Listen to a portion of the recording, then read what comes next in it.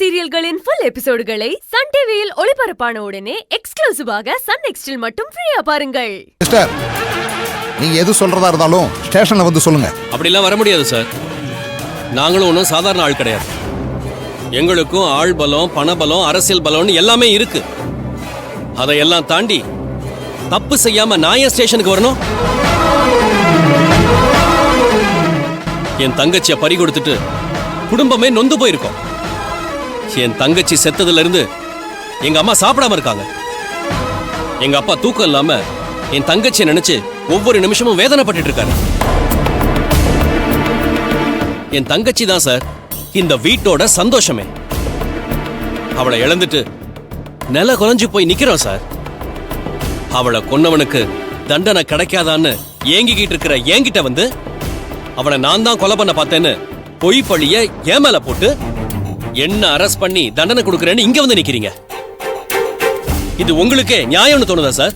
இங்க பாருங்க, உங்க தங்கச்சி இறந்த அடுத்த நாளே நீங்க அர்ஜுன் வீட்டுக்கு போய் அவரை கொல்லுவேன்னு செண்பகவல்லி மேடம் குடும்பத்தை மிரட்டிட்டு வந்திருக்கீங்க. நீங்க சொன்ன மாதிரியே இன்னைக்கு அவரை கொலை பண்ண முயற்சி நடந்து அவர் உயிருக்கு போராடிக்கிட்டு இருக்காரு. Sir, if you don't mind, உங்களை ஒண்ணு கேட்கலாமா?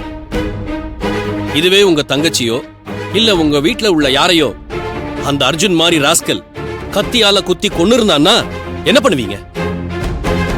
ஒரு கோவத்துல கொன்னவனை திரும்ப கொன்னுடுவேன்னு சொல்ல மாட்டீங்களா? அந்த மாதிரி தான் சார் சொன்னேன். அப்படி நான் அவனை கொல்லணும்னா இப்படிங்கிறதுக்குள்ள கொன்னுடுவேன் சார். எதுக்கு சார் இவ்வளவு நாள் வெயிட் பண்ணணும்? என்னோட எண்ணம் எல்லாம் அவன் சட்ட ரீதியா தண்டிக்கப்படணுங்கிறது மட்டும்தான்.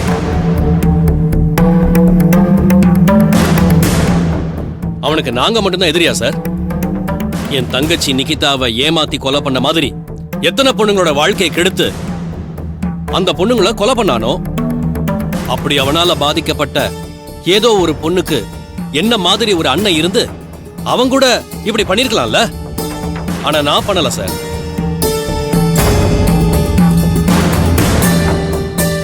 போங்க சார், போயிட்டு இன்னும் அவன் என்னென்ன தப்பு பண்ணான்னு அவனை விசாரிங்க. அப்பதான் இன்னும் பல பொண்ணுங்களோட வாழ்க்கையை காப்பாற்ற முடியும். தேவையில்லாம என்கிட்ட வந்து டைமை வேஸ்ட் பண்ணிட்டு இருக்காதீங்க சார். அதெல்லாம் நாங்க பாத்துக்கிறோம். இப்போ உங்க மேல எங்களுக்கு ஒரு சந்தேகம் இருக்கு, கம்ப்ளைண்ட்டும் வந்திருக்கு. நீங்க ஒத்துழைப்பு கொடுக்கறது தான் உங்களுக்கு நல்லது. ஒழுங்கா என் கூட ஸ்டேஷனுக்கு வாங்க. அதான் என் புள்ள எதுவும் பண்ணலன்னு சொல்றால, அப்புறம் எதுக்கு அவன் ஸ்டேஷன் வரணும்? அதெல்லாம் வரமாட்டான்.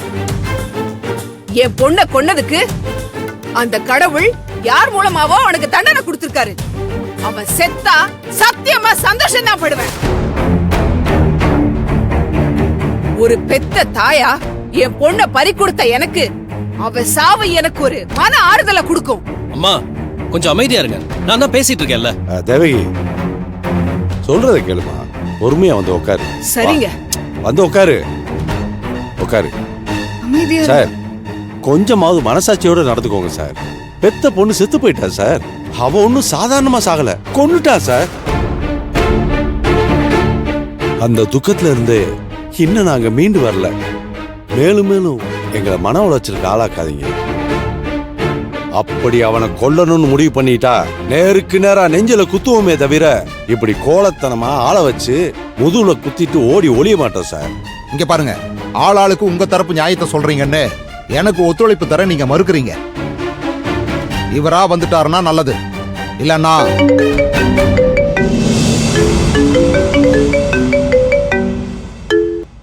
சார் சொல்லுங்க சார். யோ, அங்கேயே பண்ணிட்டு இருக்க? அவங்களே பொண்ணை இழந்துட்டு கஷ்டப்பட்டு இருக்காங்க. அவங்களே டார்ச்சர் பண்றீங்க. அந்த செண்பகவல்லிக்கு ஃபேவரா இருக்குங்கிற பேர்ல நீங்க உங்க வேலைக்கு உழ வச்சுக்காதீங்க. இல்ல சார், இவர் மேல கம்ப்ளைண்ட் கொடுத்திருக்காங்க சார். கம்ப்ளைண்ட் கொடுக்கட்டீங்க, அவங்க தான் பண்ணாங்கன்னு உங்ககிட்ட ஆதாரம் இருக்கா? சும்மா வாய் வார்த்தையை மிரட்டினதை வச்சுக்கிட்டு நீங்க அங்க போய் நிக்கிறீங்களே, முதல்ல அங்கிருந்து கிளம்புங்க. இல்ல சார், நான் தான் சொல்றேன்ல, ஒபே மை ஆர்டர். முதல்ல அந்த நிகிதாவோட கொலை கேஸை கிளியர் பண்ணுங்க. கிளம்புங்க அங்கிருந்து. Okay sir.